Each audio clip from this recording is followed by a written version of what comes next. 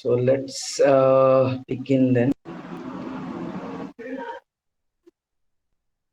Yeah, so as I was mentioning to you guys that we will mostly be discussing problems which you are like the topics you are being taught in the standard class, and we'll be discussing mainly how you solve. Going to be like kind of a hands-on session. So and it's not like that I'll just be showing you questions and answers. Like I'll also like you to participate and solve some of those questions. So that is the way we are more or less looking to go forward with this. And yeah, so I you have all gone through lectures of.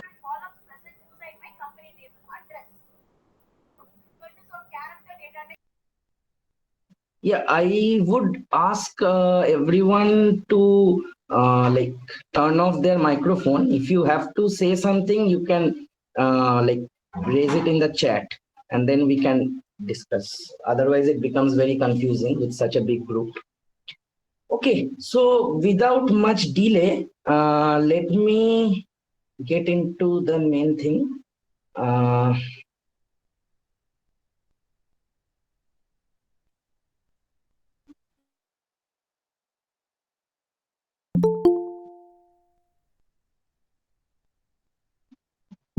so can you guys see the screen?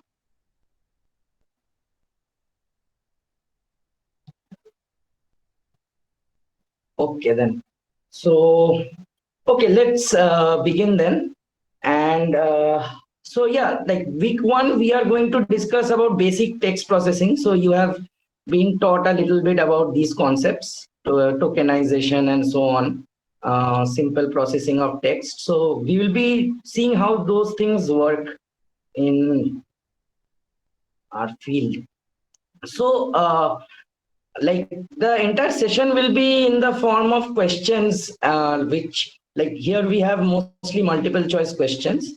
So yeah, so let's start with the first question. It's a very simple one. So they're asking what would be the number of tokens for this string all good things come to an end when we do word level tokenization by space and when we do character level tokenization. So I would ask you to, like some of you, if you can come up with the answers, to just write them in the chat box, and then we can explain like how things are happening. So I would like you guys to try first because that is the purpose of these sessions, so that you get a hands-on experience. So this is a very simple example. So once you get an answer, I would like to see it in the chat. Um, yeah, so word level tokenization by space means that you need to tokenize with the spaces. And character level tokenization means you have to tokenize each character. So yeah, I see the answers have already started coming. So let's just wait a little bit.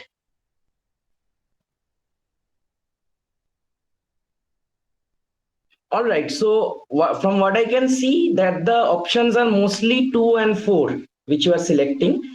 So there is no confusion regarding the fact that the word level tokenization gives us 7 words, which is quite clear. What about the character level tokenization? So yeah, like I can understand that the confusion is between option 2 and option 4. The right option over here is actually option 2, and that's because here we have how the character level tokenization works. So the thing is that when you are doing a character level tokenization, you also need to consider the spaces because each space is an individual character. So that is why the answer is 7 and 31, not 7 and 25. So you can see over here, like if you break down the string and if you count the spaces as well, you will get the option 2, which is 7 and 31. All right. I guess this is clear. Let's move on to the next question then. So here, so this is about the Porter-Stemmer algorithm. So you know about stemming, which basically means reducing the word to its root or stem form. So you are given these two imaginary words, starking and yielding, like ylding. So the question is, if we pass them through the Porter-Stemmer algorithm, what will be the outputs? Again, you have four options over here, and have a try, then we'll discuss.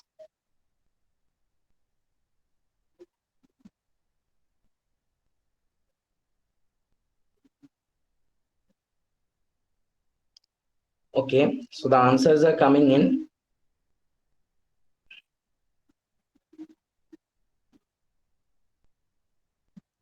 All right. So a lot of you are going for option 2, I see. Yeah, and there is also somebody said option 1, and some are saying option 4. All right. Just wait for a minute before we discuss the answer.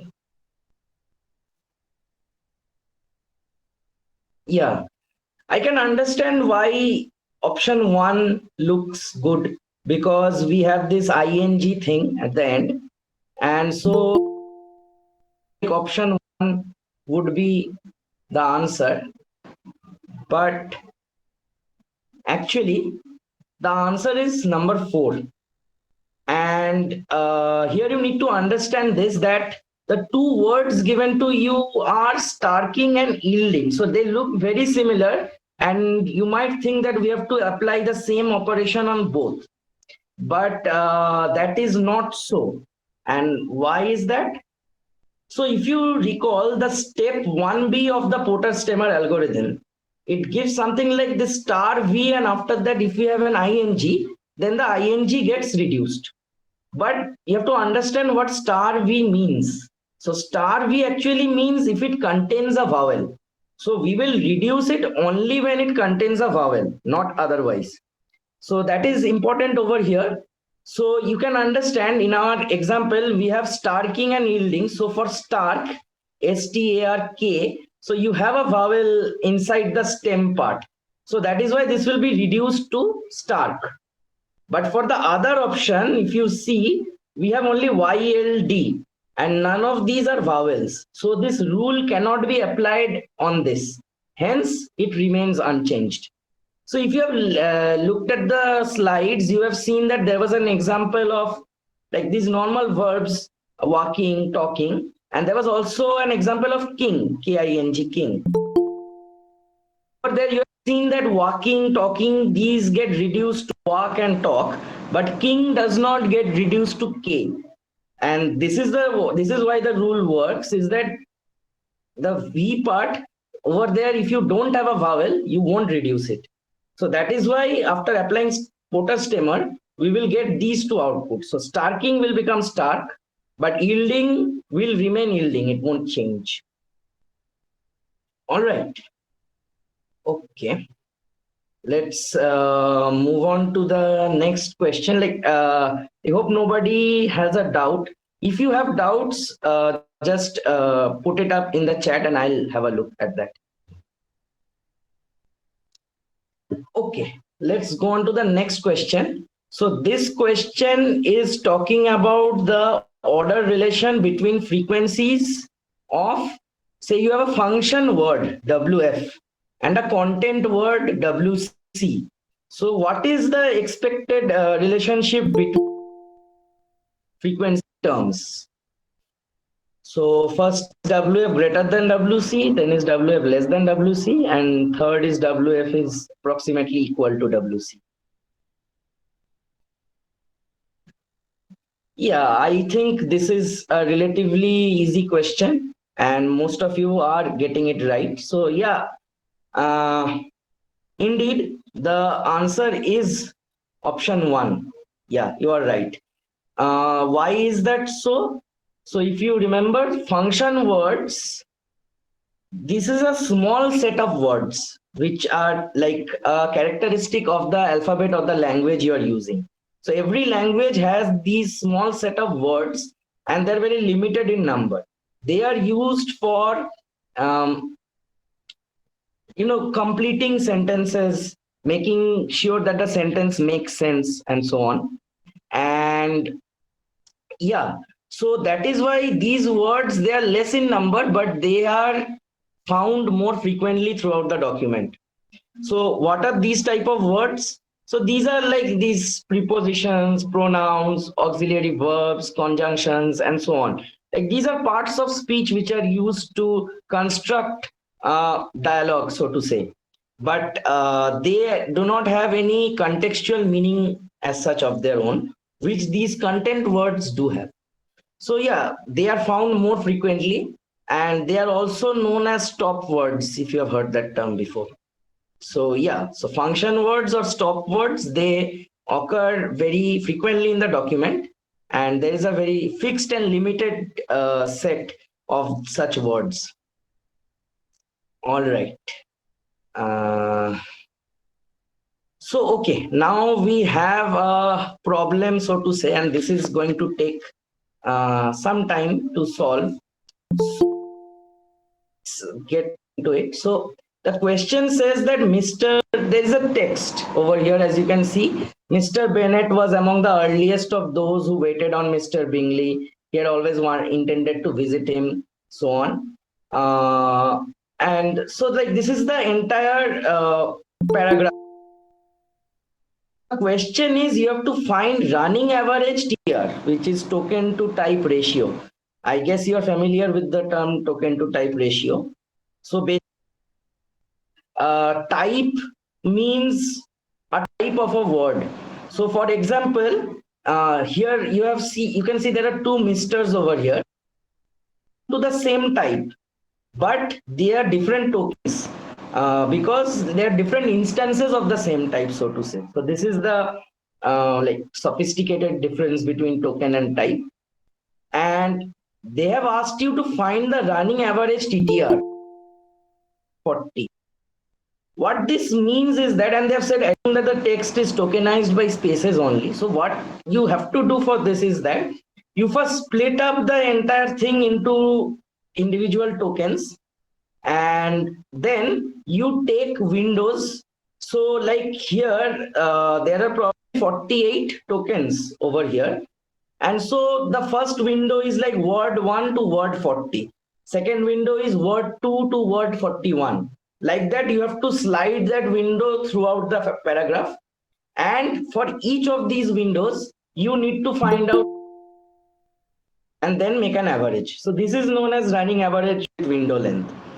So before I go into the answer, I would like you guys also to solve this along with me, because this is since this is a preliminary lecture, this is the only problem, so to say, in this discussion today. So I'll just start off, and then you can tell me how you would do it. So if you can see the screen, like the window has been highlighted in blue. So these are the first 40 words, word 1 to word 40. So this is our window now. All right. And we have to count the TTR. So how do we do that? So basically you need to find instances of the same token type. So for example, you have a Mr. over here. Here won't be counted as part of types. Okay. So similarly, you have some words which are getting repeated. So you just need to count the repeated words. Like the first instance of any token will be counted. All future instances won't be counted when you calculate the numerator.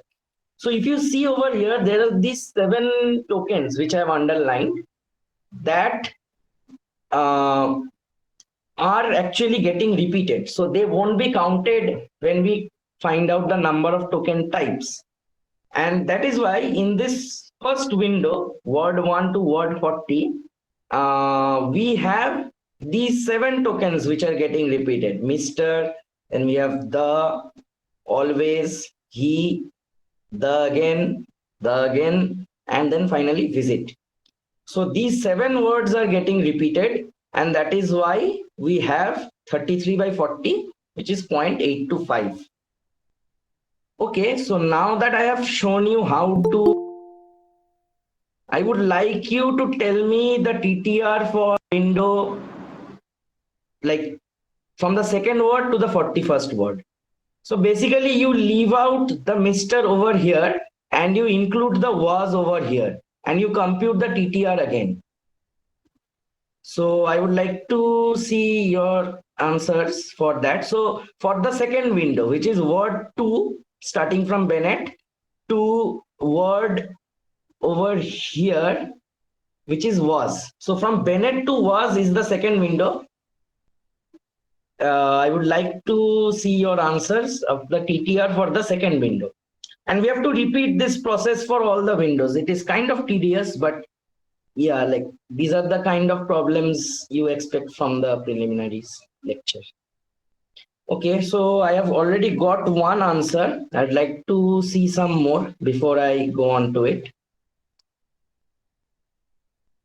So like the final answer is still far away. We need to calculate TTR for every window first, and then only we can average and get it. Okay, somebody said 0.85 and others are saying 33 by 40, which is 0.825. Okay, I'll just wait one more minute.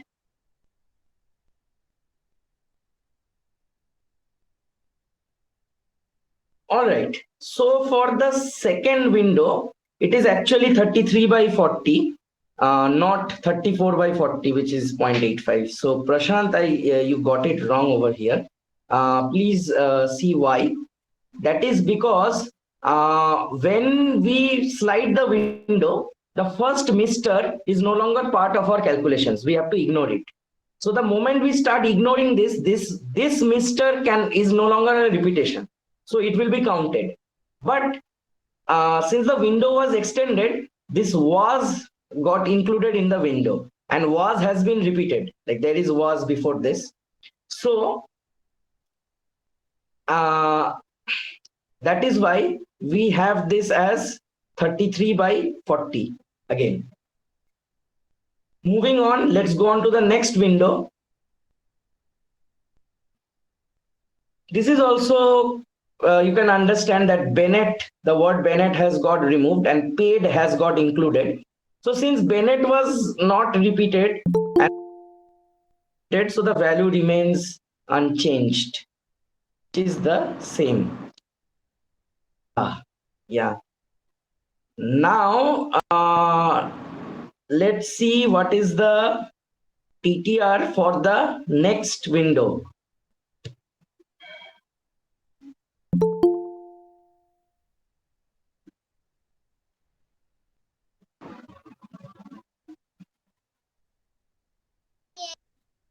Yeah.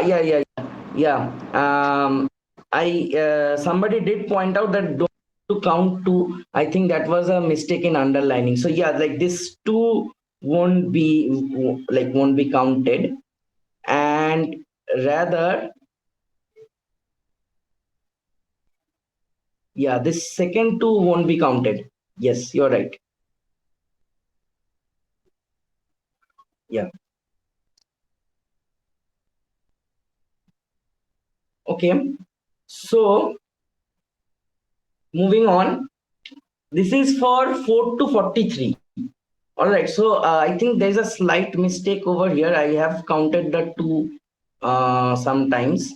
So it's okay. Like the point is not about getting the answer, but the point is about understanding what we are trying to do.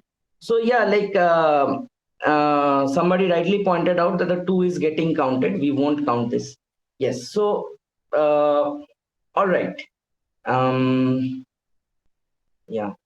So as you can see, we slide the window. So here we are sliding the window. You can see we are adding one word at the end and removing one word from the beginning. And you just need to do this repeatedly. Yeah. All right.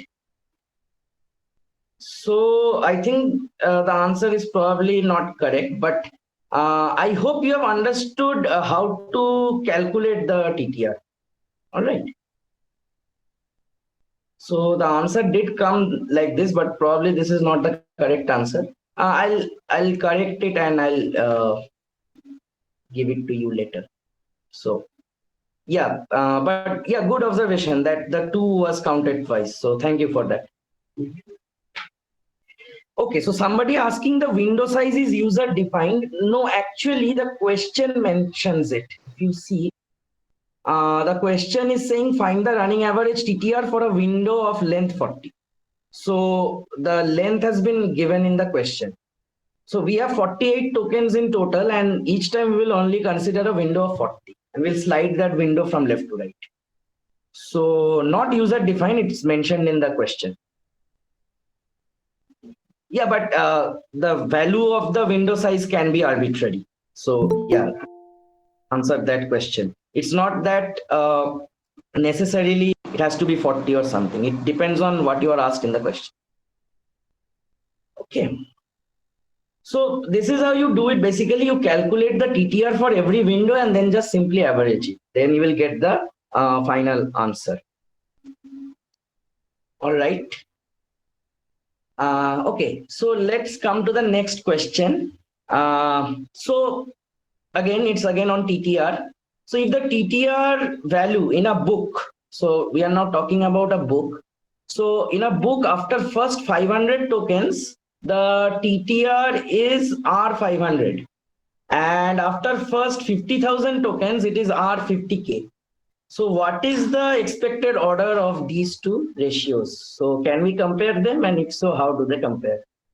So yeah, you can shoot your answers.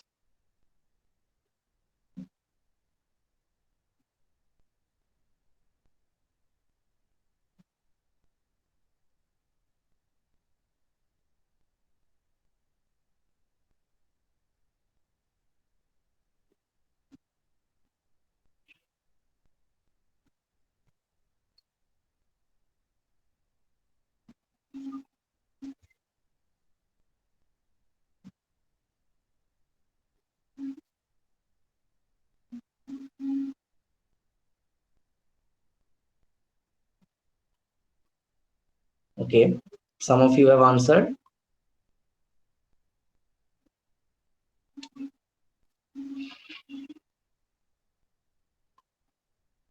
All right.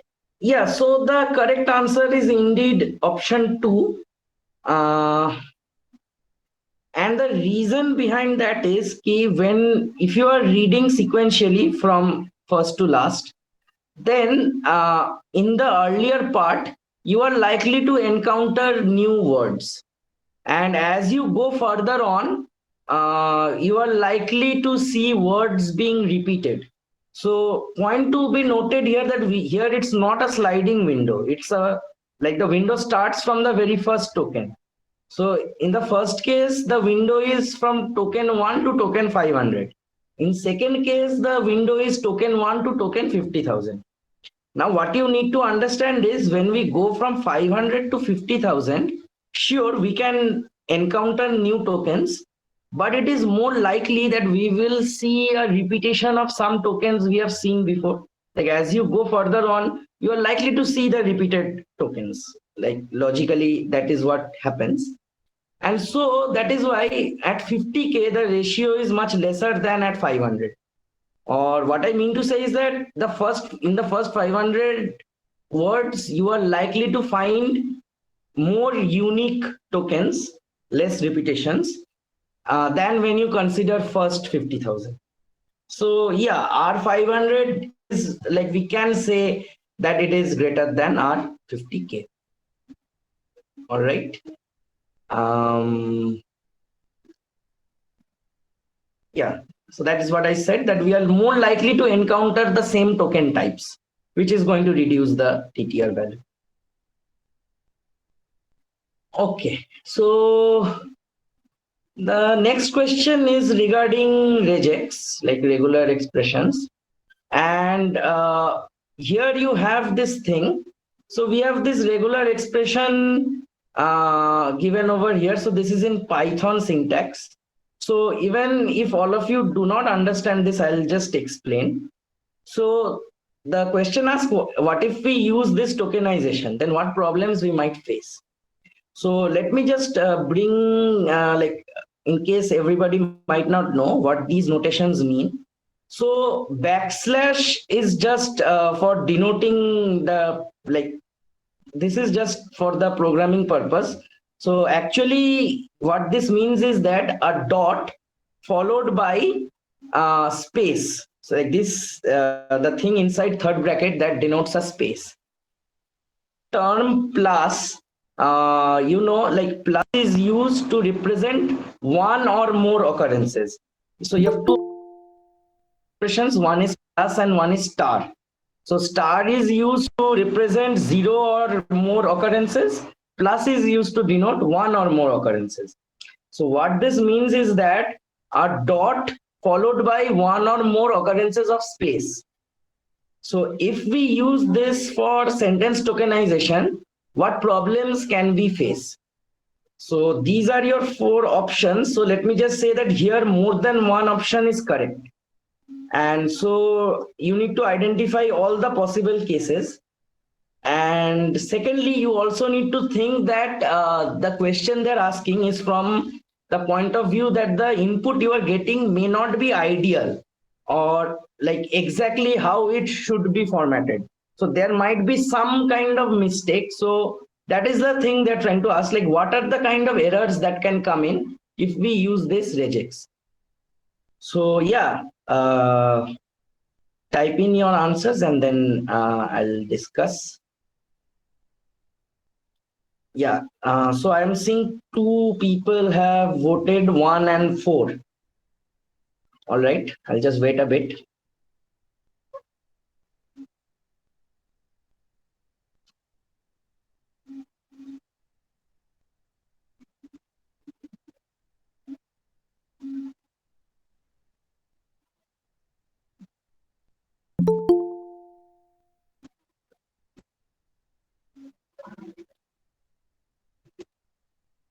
Okay. So I've got two answers, three answers, 1 and 4, and one answer is 3. All right, I'll wait a little bit more. Again, once more, I'm telling that here more than one option might be correct. So you need to find out all the correct options.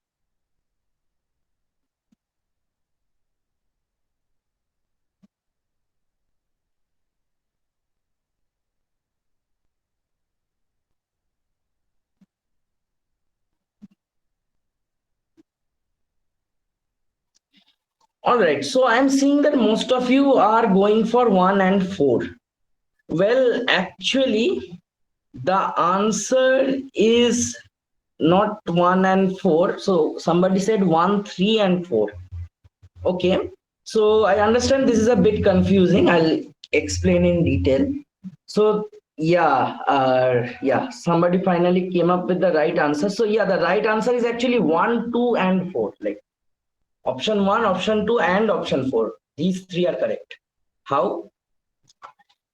Well, the first one makes sense. Point 1, let you can understand that the dot may be part of an abbreviation. So if the dot is part of an abbreviation, then it will be mistakenly captured as end of sentence, whereas it is not actually the end of a sentence.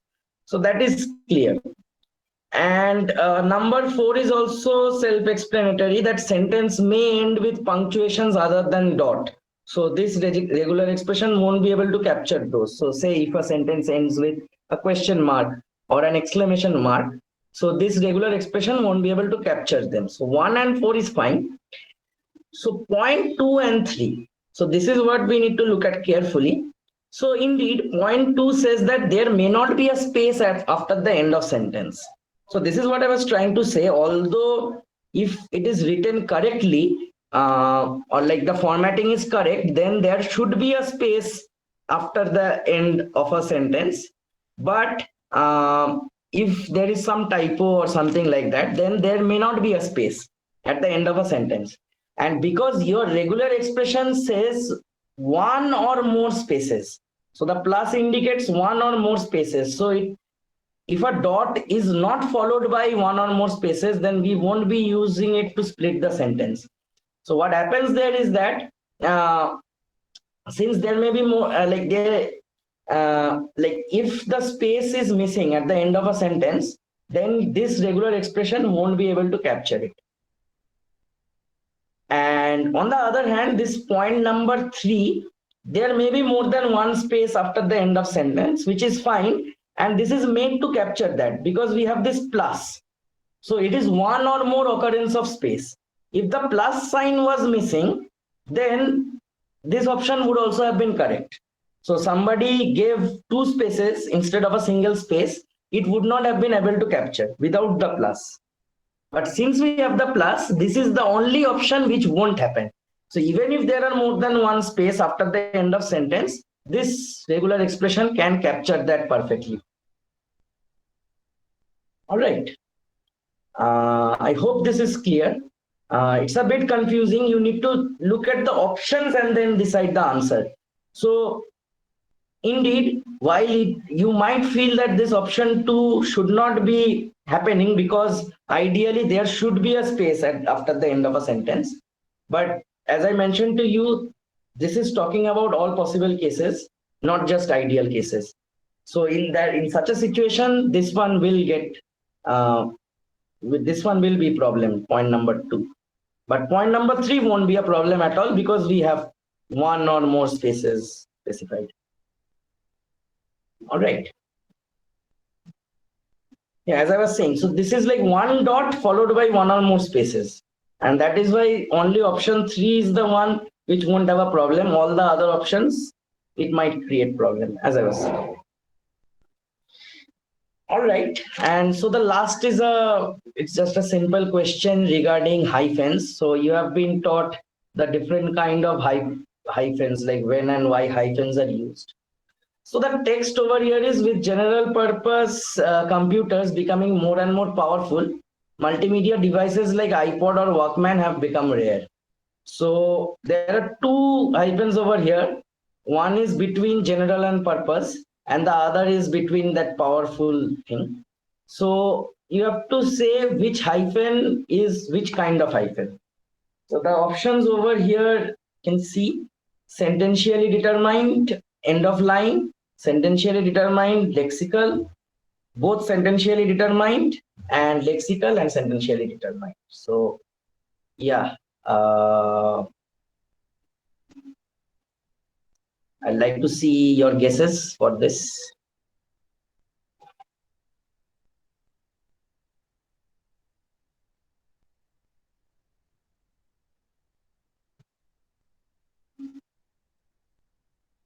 Okay, answers are coming in. Fine, I'll just wait a few more seconds.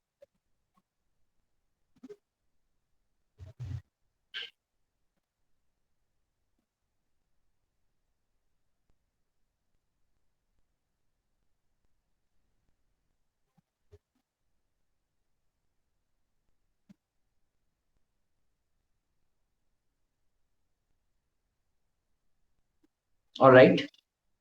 So the most popular answers are 1 and 2. All right. So there is clearly like confusion between what is actually end of line and what is lexical.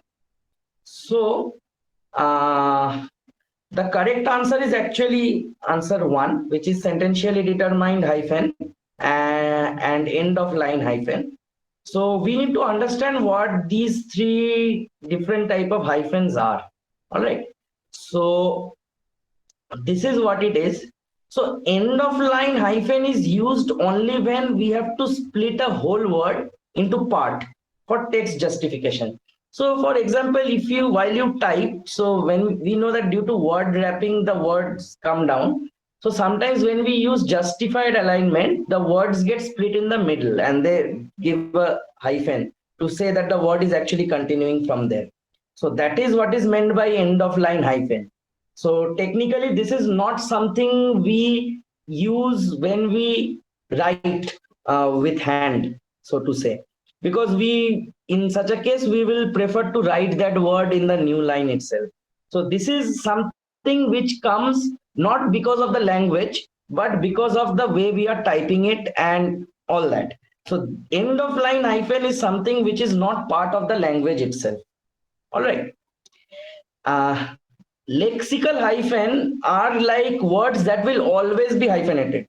So there are some common prefixes. They are most of the times they are hyphenated. So that is the nature of the prefix itself. All right. So when some like co, pre, so on, these kind of prefixes when we usually use a hyphen. So that is what is known as a lexical hyphen. And finally, sententially determined hyphen is like when we have a complicated word or a group of words, which if we read them directly, we might get confused as to what, like which word is which part of speech and so on. For example, I'll give you like this general purpose. If we do not have the hyphen here, it might create problems for parsing. So that is why we need the hyphen over here. So that is a sententially determined hyphen, general purpose. Okay. And like more, when you have two, three words clubbed up together, then we usually see that we use a hyphen so that we understand that they are one single unit. Like general purpose is a single unit. It's not like general and purpose have different meanings inside it. So yeah. So what you can understand, that general purpose is definitely, it is not an end of line hyphen and it is not a lexical hyphen, because general is not a word which is like a prefix. It's a common word. So that is why general purpose is sententially determined. However, this one, powerful, if you look at it, this is not sententially determined because like full is not a word. Like sententially determined hyphens usually come between two individual words themselves, like words which have meanings of their own. So definitely this is not sententially determined, and also this is not lexical hyphen, because like power is not a prefix which comes with like hyphens, like these prefixes co and pre and so on. So this is all. So what this is this is the end of line hyphen. Like this power and full got split because of the typing thing which I was saying to you. So that is the reason why this is like this. Yeah. Okay. I have come to the end of my material for today. As you know, like this is a very basic class, because you have not yet been taught things. So later on, you can, as we go on, like the sessions will be more engaging. You might have to do more complicated problems, so to say. So this is just to bring you to speed of what you can expect over here. And usually this session should be 1 hour time. I know it got a bit late today because of some technical issues. So the plan is that every week I'll be having these materials which I'll discuss with you. But of course, you can also have doubts regarding different parts, and I will definitely be covering those doubts if I get time. So for example, today, since this has finished early, I can discuss some doubts. So if you have doubts regarding these materials, like week 1 materials, you can also put it on the chat and we can discuss them also. Okay, so somebody is asking, can you show question 1? All right, I'll just go. So this is question 1. So the solution is like this. I hope you can see the screen. So it's quite straightforward. You just split the words for word tokenization, and for character tokenization, you split all characters, but remember to count the spaces in character tokenization. Okay.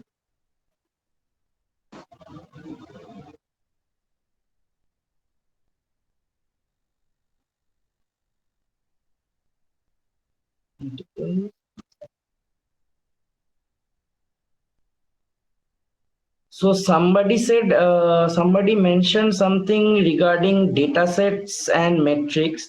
I couldn't quite get your question clearly.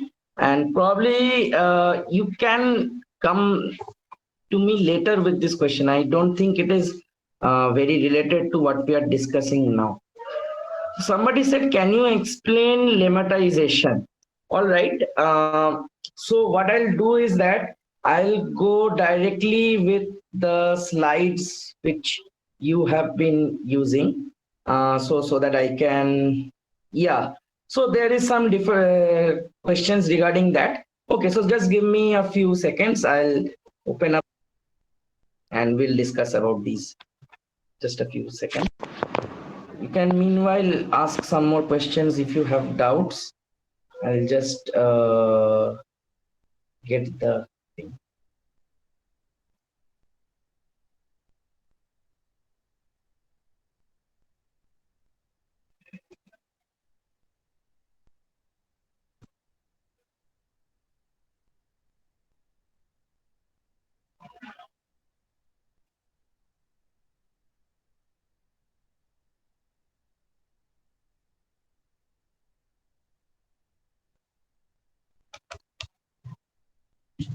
Using Porter's algorithm, relation as given is convert to relate. So what will be national and rational? All right, all right. I'm discussing these. Just give me a few seconds.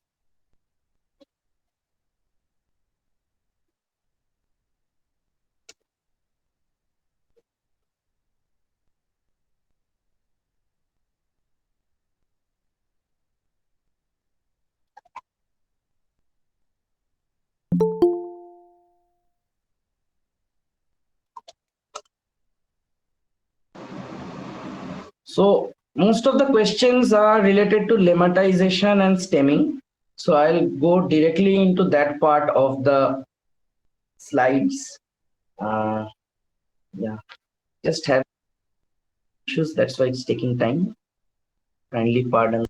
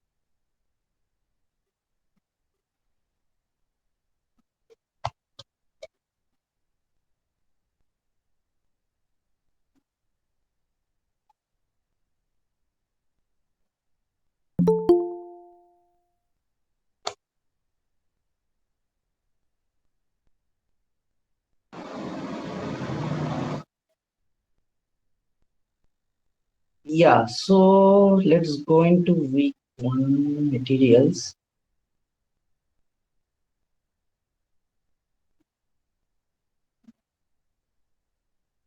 So the first question which I'm seeing is about lemmatization and what is the difference between lemma and root word.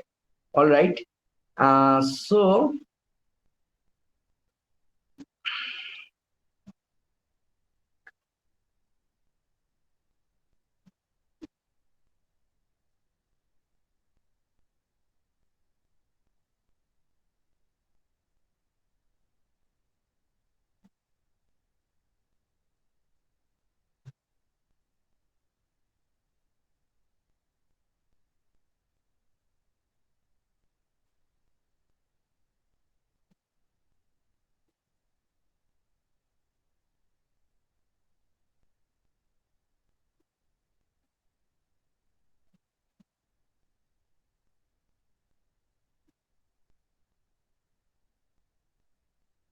okay.